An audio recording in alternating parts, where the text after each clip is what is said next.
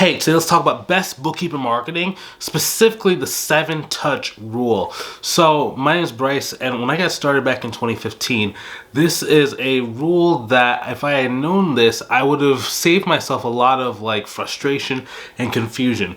I'm going to kind of break down. Now, basically, the 7-touch rule is it's the number of touch points over an expanded period of time you need to have with someone, where if you understand the number of touch points and you can mimic and really manipulate time, it can cause you to grow your business in a much more consistent and predictable way.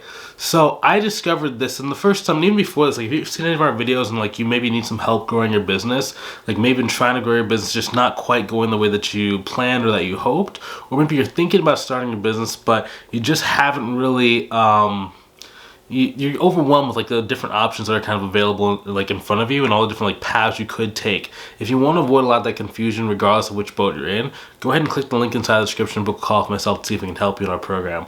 So I discovered this the first time by I was running my business, and I was just starting to join a number of mentorship programs. So I joined a bunch of coaching programs in my first 8 months of business, because the first 6 where I was trying to do it on my own. I was just really just confused and just kind of spiraling.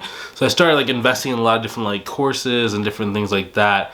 And one of my friends, he was in the program, and he was just growing his business, right? And he basically, what he showed me was, I asked him, hey, can you show me kind of your dashboard? I just kind of want to see what are your lead lists look like? What does everything kind of look like as someone who's making $50,000 a month? Because I just couldn't imagine making $50,000 a month consistently. So he basically showed me, right? And I'm the type of person also where if I can see something, I generally can go and achieve it, right? So that's why mentorship really worked for me, because I could see different things I was supposed to either mimic or copy. And then once I was able to do it, I just was able to keep growing very consistently, because I'm a very consistent person when I know what I'm doing and when I know the stuff I'm doing is correct. So I was able to see that. But the interesting thing was he was getting 50% of his sales, because he kept very detailed notes of when did the person follow him or connect with him, when did the person do a consultation call, and when did the person purchase. And 50% of the people that paid him in the first $50,000 a month was from people that said no to him previously. Right? Either they said no to him inside the inbox, or they said no to him on a consultation call, and they end up coming back, right? So it's just wait, what? I was under the impression that if someone says no to you, that means it's a no, and they're not gonna want to work with you ever again, right? I just thought everyone who didn't pay was a no. But as I've kind of grown older in the game, I understand this game is really more about follow-up, right? So it's just more about, number one, on average, it's going to take between 7 to 11 times of someone seeing information about you, or even talking to you, before they trust you enough, or even really understand and get around to fully focusing on what you're saying. We live in a very distracted kind of society right now, right? There's a lot of advertisements, a lot of cool stuff. People are busy, so if you just expect someone to see you one time and they want to buy from you, it's it's just not very realistic. And the reason why also is because there's so many people that are offering bookkeeping and accounting services, that they have to be able to understand who to choose from. And then there's some people that need a lot more trust than others. Some people need to talk to you, they need to message you, they need to understand you and who you are, what you stand for, before they're ready to ever make a purchase with you, right? So it just takes a little bit of time. Now, there are some people where it's you meet them and in 5 seconds they want to just give you money because they're in heat, and we do talk about how to do that inside of our program. But the majority of the people that are going to pay you are people who are maybe 3 months, 6 months, 1 year, 2 years old, and they maybe said no to you in the past, and now they kind of circle back and they're ready to go. So, for example, one of our students named Yulia, she's gotten 4 clients in the last, it's about a month and I think 2 weeks from follow-ups, right? So that's $13,000 she's collected from people who said no to her in the past. Or maybe they said not right now. So about $7,000 from one cleanup, $4,000 from another cleanup, about $2,500 per month from monthly recurring revenue. From the other I think 2 clients, I can't remember if they did a cleanup or they just went straight into the work, but that's just from the numbers that I know for certain. So it's really interesting that it's just actually that might actually be a little bit low, because the one monthly recurring client thing was at $1,500 a month. So excuse my numbers. I just 13 grand is kind of the number, but it was a little bit higher than that. But the point of that is that you're not always going to just have someone one shot, one kill. There's this video game called Call of Duty, right? And it's one shot, one kill. You headshot the person and then you win the game, right? It's not like that in business. Sometimes you miss. Sometimes you hit in the body and they like have to go back and heal, and then all of a sudden you come back, you know? So it's just like, it's okay if you don't get that sale the first time. Just know that you need to be following up, right? But in order to actually follow up and like actually follow through with those touches, you need to start thinking about multi-channel prospecting.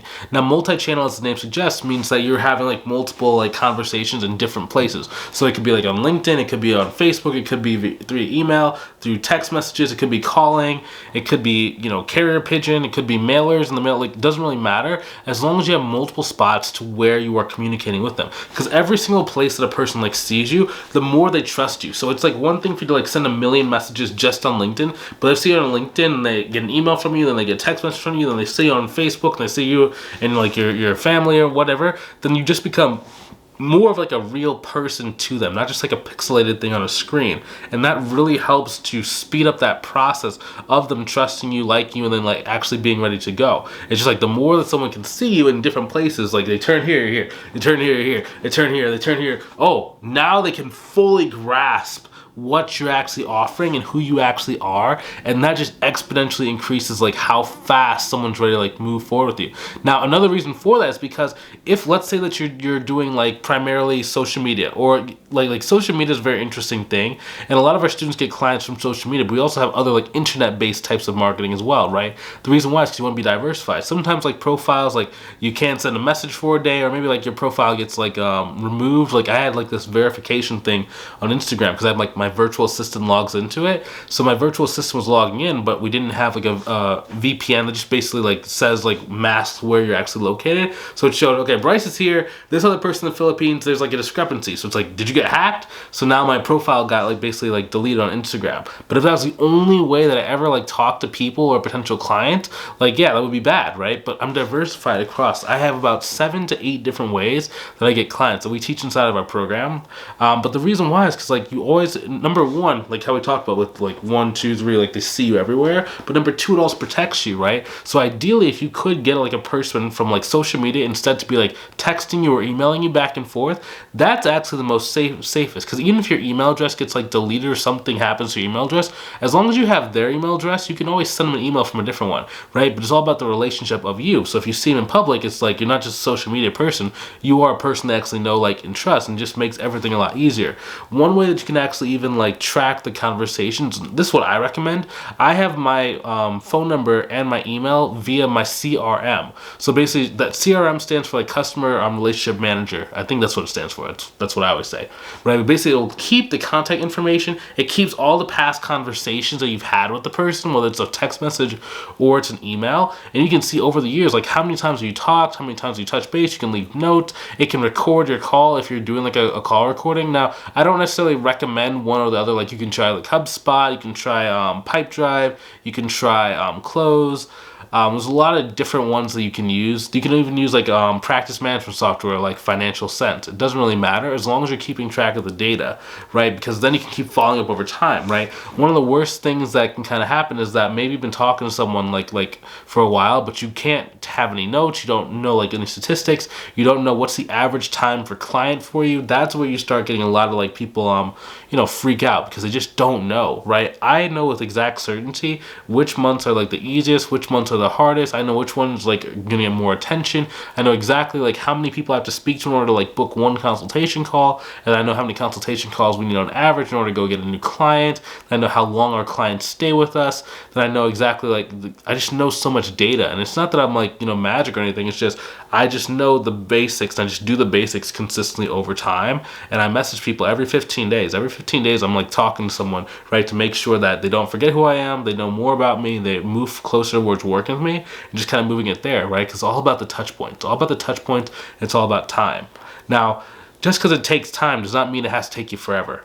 Now, there's two kind of paths that most people go. Number one is that like they set their time horizons way too far in the past or in the future. So if you're just expecting, I'm going to get like one client, it's going to take me 6 months to get a client, that's not really what we're talking about. We're talking about in order to like build significant revenue. So like get to like 5K, 10K, 12K, 15K. That's going to take a little bit of time because you're going to have people like circling back. But if you're just talking about getting your initial clients, that should not take you very long to do. So if it's been taking you more than about like, 3 weeks, 4 weeks, 5 weeks, that means that in some cases what you're doing might not be working.